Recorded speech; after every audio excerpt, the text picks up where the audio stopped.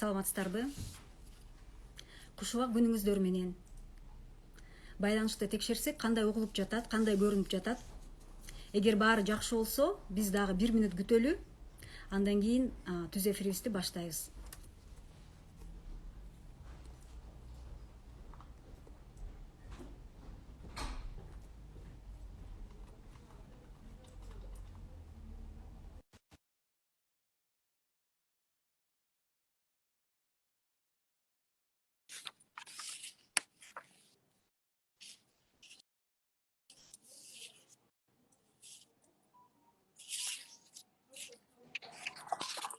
Саламатсызбы?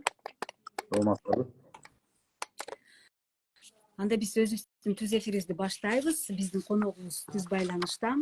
Урматтуу биздин НБКР социалдык баракчасынын колдонуучулары. Түз эфирде мен Асель Акматалиева алып барам, Улуттук банктын коомчулук менен иш алып баруу бөлүмүнүн адиси. Ал эми биздин коногубуз Улуттук банктын лицензиялоо башкармалыгынын башчысы Алманбет Садыров. Саламатсызбы, Алманбет мырза? Саламатсыздарбы. Бүгүн биздин темабыз ушу нак чет өлкө валютасы менен акча алмаштыруу операцияларын жүргүзүүгө укук берүүчү лицензияны кантип алса болот деген темада. Эгер ушул тема боюнча сурооңуздар бар болсо, түз эфирде узатсаңыз болот. Биз бергенге аракет кылабыз. Анда ушу биринчи суроодон баштасак, Алманбек мырза, ушу негизи эле нак чет өлкө валютасы менен акча алмаштыруу операцияларын жүргүзүү деген эмне, ушул тууралуу түшүнүк берип кетсек да биздин көрүүчүлөрүбүзгө. Бул жөнөкөй тилде айтканда бул накталай акчаны сомдоп башка накталай валюта алмаштыруу болуп эсептелинет. Биякта белгилей кеткен нерсе бар. Акча алмаштыруу бюролору Улуттук банктын лицензиясы болууга тийиш. Бул ошо нак чет өлкө валютасы менен алмаштыруу боюнча бул кимдер алектенет? Бул биздин кадимки эле акча алмаштыруучу жайларбы? Ооба, негизинен айтканда ошо биздин Кыргыз Республикасынын мыйзамында, Улуттук банктын укуктук ченемдик актыларында көрсөтүлгөндөй, бул юридикалык жактар болуп эсептелинет. Эң негизгиси бул Улуттук банктын лицензиясына ээ болгон юридикалык жактар. Анын ичинде алмашуу бюролордон тышкары дагы ошо биздин коммерциялык банктар кирет жана банк эмес финанс кредиттик уюмдар кирет. Демек, алар дагы банктар дагы ошого лицензия алыш керек экен да, чет өлкө, ошо нак чет өлкө менен иштөө боюнча, операциялар жүргүзүү боюнча алмаштыруу. Банктарга өзүнчө лицензия берилбейт. Алар негизги банктарга берилген бир эле лицензия болот. Анын ичинде башка операциялардан тышкары дагы банк ошо акча алмаштыруу укугуна ээ болуп эсептелет. Негизи биздин өлкөдө канча акча алмаштыруу бюролору бар? Бүгүнкү күндө Кыргыз Республикасында жалпысынан 768 алмашуу бюросу бар. Анын ичинде эң көбү ушу 429 Бишкек шаарында жайгашкан. Андан кийинкиси бул Ош областында 149 алмашуу бюросу. Андан ары ошо башка биздин региондордо жайгашкан алмашуу бюролору бар. Ошо лицензиянын берүү тартиби кандай, кантип алса болот, ошол тууралуу токтолуп кетсеңиз. Лицензиянын баасы да канча турат? Лицензия алуу боюнча талаптар биздин жободо көрсөтүлгөн. Бул акча нак чет өлкө валютасы менен алмашуу операцияларын жүргүзүү укугуна лицензия берүү тартиби жөнүндө жободо көрсөтүлгөн. Эң негизгиси бул деген арыз берилет. Арыз менен чогуу дагы 12 документ берилет. Ал документтердин тизмегин ошол биздин жободон түздөн түз Улуттук банктын расмий интернет сайтынан таап көрсөңүздөр болот. Бүгүнкү күндө лицензиянын баасы 1000 сомду түзөт. Ошо негизги талаптарына токтолуп кетсеңиз болобу? Негизги талаптары бул деген негизги талаптары бул биздин жободо көрсөтүлгөн ошо арыз менен жана документтер берилет деген. Эң негизги бул ошол акчанын ошо келип чыгуу булактары алар таза болушу керек, аны тастыктаган документтер болушу керек. Ошо юридикалык банктын ОСО болобу, кандай акционерлик общество болобу, алардын ошо учредительный документтер болот, түзүүчү документтери, юридикалык жакты ошо документтер болушу керек. Анын башкармасынын дайындаган чечим болушу керек. Ошол алмашуу бюросуна ким руководитель болот. Андан тышкары алардын дагы ошол паспорттардын көчүрмөлөрү берилет. Мындан тышкары дагы башка документтер бар. Алар ошол чечимдер, кабыл алынган чечимдер, ошо акча мына бүгүнкү күндө айтып өтсөк, алмашуу бюролордун минималдуу жүгүртүүчү каражаттарына талаптар бар. Мисалы үчүн бул Бишкек жана Ош шаарында бул минималдуу көрсөткүч 1 миллион сомду түзөт. Ал эми башка областтарда бул 500 000 сомду түзөт. Ушу сиз айтып кеттиңиз да, келип чыккан ушу булактарды көрсөтүш керек. Мисалы үчүн жүгүртүү каражатынын, ошол 1 миллион болуп атпайбы Бишкек шаары менен Ош шаарында. Ошону кантип, кандай жол менен көрсөтүлөт да? Мисалы мен бюро ачам, акча алмаштыруу бюросун ачам деген адам, демек ошол акчалардын адал экенин көрсөтүш керекпи? Ошо кандай талаптар бар да ошого? Кантип ал далилдей алат? Биринчиден ошол тастыктаган документтердин бири ошо акча таза булактардан болушу керек. Мисалы үчүн юридикалык жактардан бериле турган болсо, бул ошо юридикалык жактын бухгалтердик баланстары, финансылык отчету тастыктоочу документ болуп саналат. Жеке адамдар жактан берилсе, бул ошо жеке адамдын ошо маянасынын тастыктаган ошо маалым кат, же болбосо декларация, салык декларациялары, же болбосо сатып алуу же сатуу келишимдери, мисалы үчүн бир мүлктү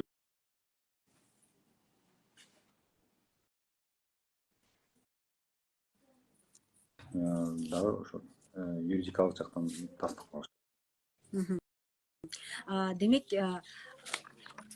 негизи ушу документтер, мисалы үчүн акча алмаштыруу жайларын жалаң гана физикалык тараптарга берилеби, физикалык тараптар ача алабы же юридикалык жактардагыбы? Ошо кандай болот? Кайсынысына басым көбүрөөк жасалат?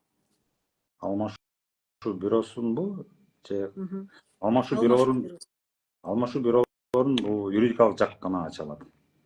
Юридикалык. Бирок физикалык жактарды да сиздер текшересиздер, э? Жеке жактар бул жана уюштуруучулары, жетектөөчүлөрү, аларды дагы ошол биз кылмышка тартылганбы, тартылган эмеспи, жок жанагы безупречная деловая репутация деп коет. Ошол жагынан да карайбыз. Анын кандай бир кылмыштарга тартылганбы, тартылган эмеспи, ошол жагын да карайбыз. Жана ошондой эле юридикалык жактын салык органдарына кандайдыр бир карызы барбы, жокпу, ошонусун да карайбыз. Бирок ошо лицензия только юридикалык жактарга берилет. Мисалы арыз берди дейбиз, юридикалык талап ушу акча алмаштыруу жайын ачууга. Ушул арыз канча мөөнөт каралат? Биздин чендик укуктуу актыларга ылайык бүт документтер берилгенден кийин арыз менен чогуу анын баардыгы толук берилип, ошондой эле алмашуу бюросунун имараты ошо коюлган талаптарга жооп берген учурда 30 күндүн ичинде каралат, 30 календардык күн. Дагы мындай суроо да, экинчи акча алмаштыруу бюросу деген дагы бир түшүнүк бар экен да, ошол тууралуу айтып берсеңиз, бул эмне? Бул кошумча алмаштыруу бюросу деп. Кошумча. Ошол эле алмашуу бюросу 4төн көп эмес кошумча алмаштыруу бюросунун башка пунктун ачканга укугу бар. Бир эле юридикалык жак 4 филиал ачканга укугу бар, э? Бир алмаштыруу бюросу дагы 4 кошумча алмаштыруу пунктун бюросун ачканга укугу бар.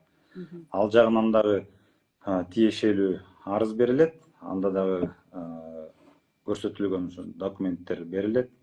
Кичине документтердин саны азыраак болот, анткени негизги документтери, негизги алмаштыруу бюросун ачкан учурда берилген. Бул учурда алардын дагы жүгүртүүчү каражаттарынын көлөмү ошо акча алмаштыруу, негизги акча алмаштыруу бюросунун көлөмүнөн кем эмес болуш керек. Эгерде Бишкекте, Ошто болсо бул миллион сом деп айтылгандай, башка региондордо арыз болсо кошумча алмаштыруу бюросуна 15 жумушчу күн ичинде каралат. Бирок Жакшы. белгилей кетчү нерсе, кошумча алмаштыруу бюролоруна лицензия берилбейт, анткени негизги алмаштыруу бюросуна бар. Бирок бул жанакы кошумча бюросу катталды деген каттын негизинде алар ошо иш чараларын жүргүзүшөт. Мисалы, лицензия берилгенден кийин ал лицензияны узартса болобу? Анан лицензия канча мөөнөткө чейин берилет? Азыркы учурда лицензиянын мөөнөтү 5 жылды түзөт. Лицензиянын мөөнөтүн узартууга болбойт. Бирок эгерде ошол алмаштыруу бюросу юридикалык жак, башкача айтканда юридикалык жак, бул иштерди дагы андан ары алып барам деген үмүттө болсо, бул лицензиянын мөөнөтү өткөнгө чейинки 30 күн ичинде да арыз менен кайрылышы керек. Ошол учурда арызы ушу талаптарга ылайык каралып чыгат дагы жаңы лицензия берилет. Бирок ошол 30 күнгө чейин өткөнгө чейин берген учурда эгерде арыз берилсе, бүт документтердин баарын берүү кереги жок. Кыскача документтер берилет. Бирок жаңыдан берилет экен да, Ооба, лицензия жаңыдан берилет, кайрадан эле ошол 5 жылдык мөөнөткө берилет. Түшүнүктүү. Анан дагы бир суроо да, мисалы Кыргызстанда кайсы чет элдик валюталарды алмаштырса болот? Жана ар бир чет элдик валюта үчүн өзүнчө лицензия берилеби? Алмашуу бюролоруна бир гана лицензия берилет. Ал лицензия бүт чет өлкө валютасындагы валюталар менен иш алып барууга укук берет. Чектөөсүз алмаштыруу операцияларын жүргүзүүгө укуктар бар. Түшүнүктүү. Анда менде акыркы суроо болот сизге. Акча алмаштыруу жайынын имаратына карата кандай талаптарды коет Улуттук банк? Мисалы биз көрүп эле жүрөбүз, көп мындай кичинекей болот да акча алмаштыруу жайлары. Анан ошол жакта дагы кандай талаптар болуш керек? Кичинекей болсо дагы.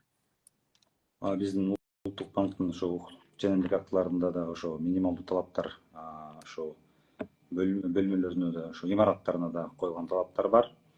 Ал кайсы жерде жайгашканына жараша ошондон да. Мисалы үчүн, эгерде алмашуу бюросунун кассалык бөлүмдөрү, мисалы үчүн бир соода мекемелеринде, аэропортто же башка гостиницаларда жайгашкан болсо, анда ошол кассалык бөлүмдөрү башка имараттын кардарларыбы же ошол жакта жашоочуларыбы же тургундарыбы ошол жакта адамдардан обочолонгон болуп түзүлүшү керек. Ага бир эле гана ошо кирүүгө эшик болот, ал эшиги жабылышы керек. Мындан тышкары ошо үстүндө ошо кассалык бөлүмдүн үстү ачык болбошу керек, жабык болушу керек. И кардарларды кабыл алуу ошол кассалык айнек деп коет, же ошо кассалык айнек аркылуу өткөрүлөт да. Эгерде алмашуу бюросунун имараты өзүнчө арендага алынган бир бөлмөдөбү же бир квартирада болобу же өзүнчө бир бөлмөдө жайгашкан болсо, анда бул имараттар ошо темир тор менен айнектери торолуш керек. Эшиктер темирден болушу керек. Кирип чыккан ошо эшик бир эле болот. Жанагы айтылгандай эле ошо кассалык айнектерде гана кабыл алынат, кардарлар ошол жакта гана тээленет да. Дагы ушуга карата бир сурообуз бар экен. Нуриктен дейт. Акча алмаштырган бирөө 4 метр квадрат орунда олтурат, анысы кандай болот? Негизи канчалык болуш керек да? Ошо жай чоңдугу боюнча сурап атат окшойт. Бул квадратурасы боюнча чектөөлөр жок. Эң негизги бирдиси ошол биз айткандай ошол обочолонгон кассалык бөлүм болуш керек. Эгерде өзүнчө жайгашкан болсо, анда темир тор менен айнектери тор болуш керек, эшиги темирден болуш керек. Жана айткандай эле ошол үстү дагы ачык болбошу керек. Эленип турган жак ошол только ошол кассалык айнек аркылуу гана өтөт. Негизги талап ушу коопсуздук жагына болот экен да, Коопсуздук жагына болот. Андан кийин негизгиси ошол темир сейфтери болуш керек, же болбосо темир шкафчиктер болуш керек. Ачкычка жабыла турган. Мындан тышкары да болот, жана мен айтып өтүп кошумчалап кеткен нерсе. Ошо лицензияны алуу ыкмасы эки процесстен турат да. Биринчиси ошол жанакы арыз берген учурда документтер менен каралат. Эгерде бүт документтин баары талаптарга жооп берип, баары туура болгон болсо, бизден ошо биздин адистер ошол бөлмөнү же имаратты текшергени чыгышат. Андан кийин ошо имаратты текшергенден кийин анын имараттын жанакы айтылган минималдуу талаптарына жооп берген болсо, ошондо гана положительный корутунду даярлат да.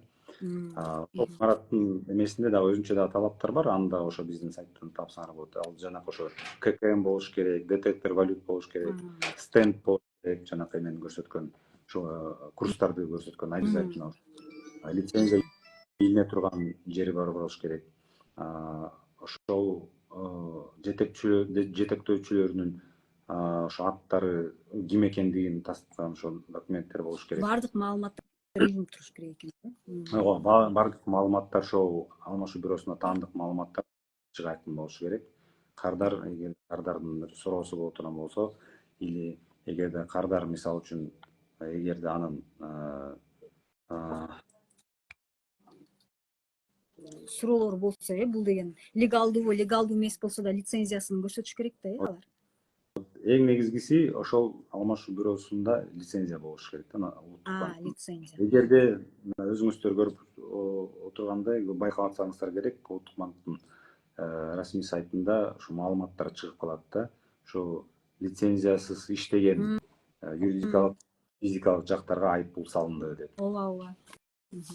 Ондойлор да болот. Аны биздин ошо улуттук банктын банк уюмдарын көзөмөлдөө боюнча башкармалыгы көзөмөл жүргүзүп турат.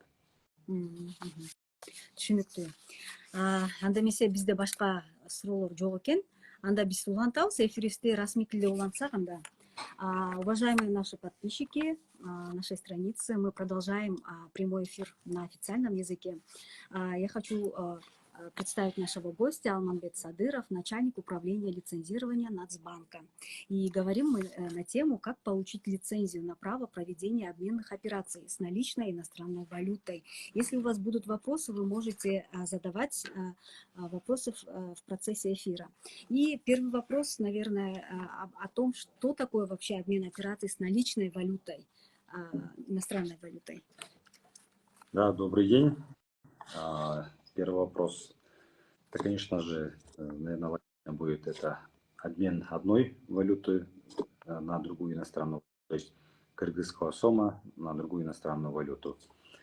В данном случае основополагающий фактор, это следует отметить, что любые юридические лица, которые имеют право, то есть проводят обменные операции, они должны иметь лицензию Национального банка на проведение валютообменных операций. Это кто занимается проведением обменных операций иностранной валюты? Это вот наше обменное бюро? Согласно законодательству Кыргызской Республики, данная деятельность, она является лицензируемой. В соответствии с этим, получается, все юридические лица, имеющие лицензию Национального банка на право проведения обменных операций, имеют право на операции. В данном случае, получается, кроме обменных бюро, также у нас имеют право проводить операции по обмену наличной иностранной валюты. Это наши коммерческие банки и также банковские организации. Ну, среди них это вот микрофинансовые компании, микрокредитные компании, кредитные союзы. Мгм. Вот у меня сопутствующий вопрос. Иногда бывает так, что иногда выгоднее в обменках обменять, да, доллар или иностранную валюту. А, ну как, курс кто устанавливает? Они сами? Обменные бюро и банки? Да, вот получается, Национальный банк у нас, например, устанавливает, скажем так, ориентир для курса. М, мгм. Но у нас, как вы знаете, курс иностранной валюты, ну, то есть курс, он является плавающий, и она устанавливается обменными бюро, коммерческими банками уже на основании рыночных условиях. М, мгм. Понятно. Вопрос вообще, сколько у нас в стране обменных бюро? А на сегодняшний день, получается, у нас по всей республике 768 обменных бюро, и из них основная львиная доля приходится на город Бишкек, где их количество составляет 429.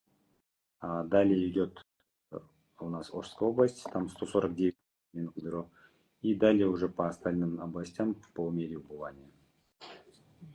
А если говорить про лицензию, как получить, чтобы проводить обменные операции с иностранной валютой? И вообще, дорого ли будет стоить лицензия?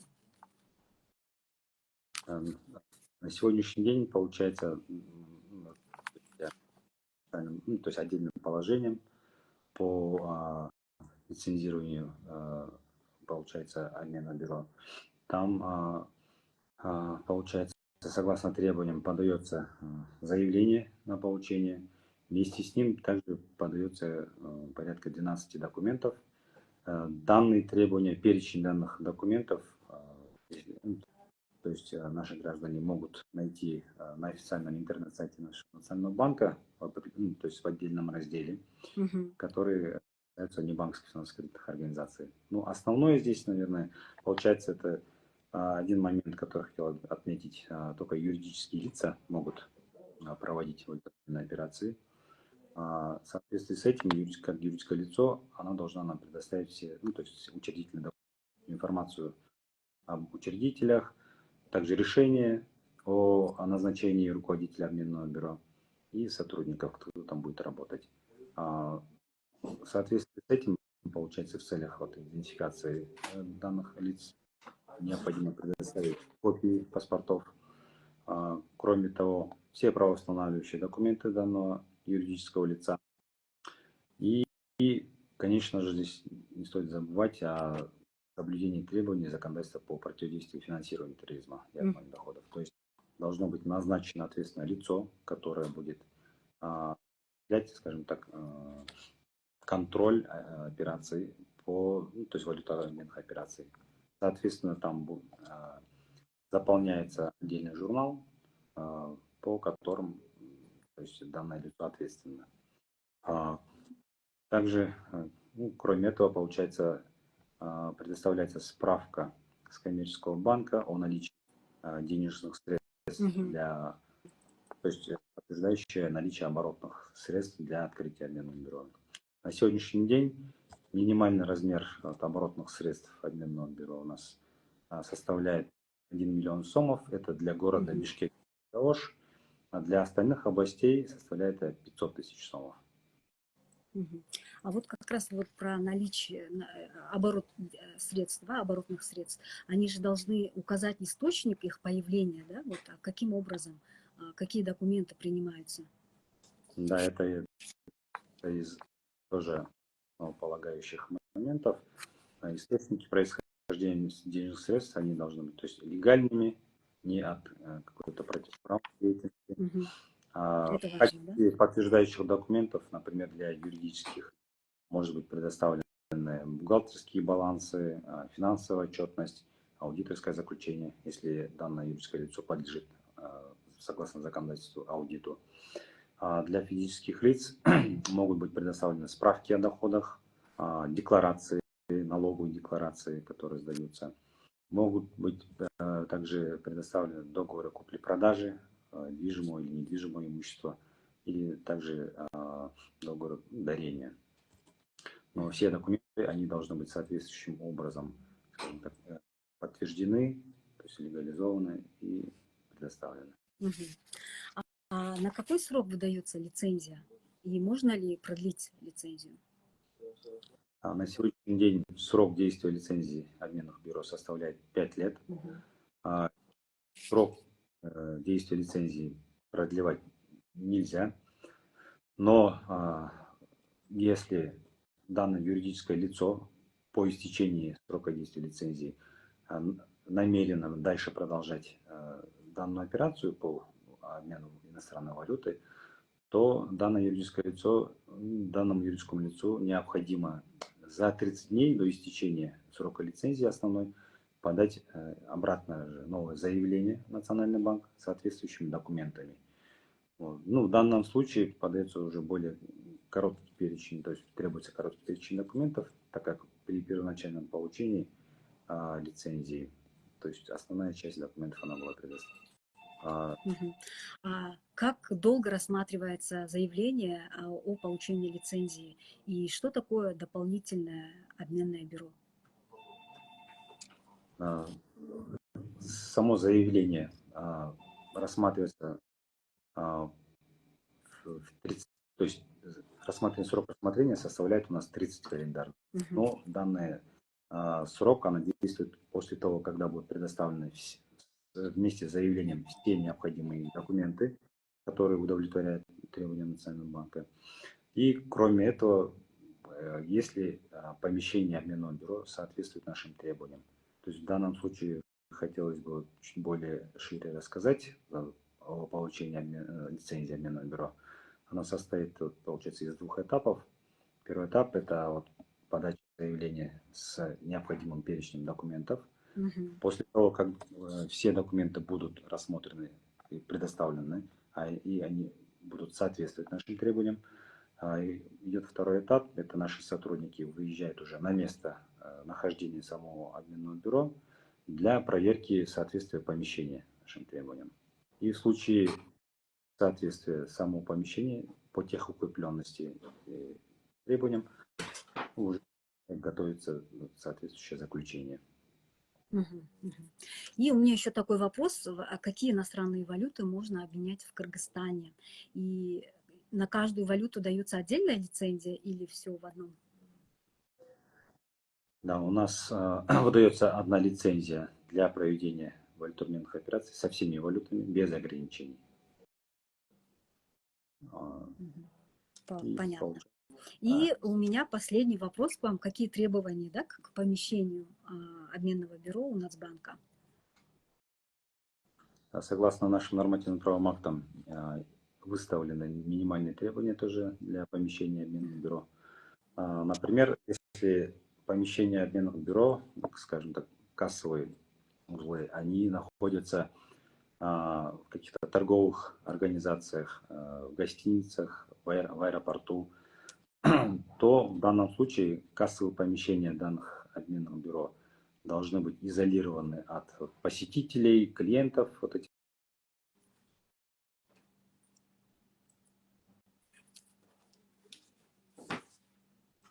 изнутри.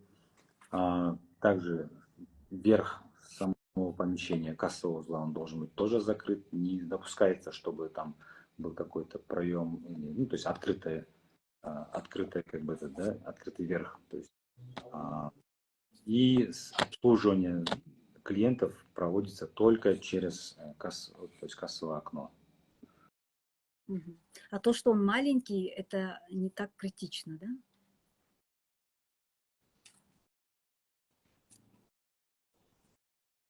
Нету. Самое главное, чтобы данных обменных бюро были металлические шкафы, запирающиеся, или сейфы. Например, в другом случае, если обменные бюро, помещения, они находятся, скажем так, в отдельно арендованных или частных, то есть помещениях, могут быть на первых, как вы знаете, на первых этажах жилых домов. В данном случае имеется требование, что, то есть вход должен быть всегда один, не допускается вход, например, еще с какой-либо стороны. Дверь должна быть металлической в данном случае, и кассовое окно, оно должно быть тоже оснащено металлическими решетками. Мгм. Ну, также вот обслуживание идет только через кассовый вот этот окно. Спасибо большое. У нас были вопросы, но касательно депозита и других, так как мы говорим про получение лицензии обменных бюро, мы на этом завершаем. Мы вас благодарим за то, что вы рассказали, поделились информацией про получение лицензии обменных бюро. А я напомню нашим подписчикам, что с нами был Алманбек Садыров, начальник управления лицензирования Нацбанка. Мы завершаем прямой эфир. Если у вас возникнут какие-то вопросы, вы можете оставить под этим видео. Мы обязательно сохраним это видео. Всем всего доброго. До свидания.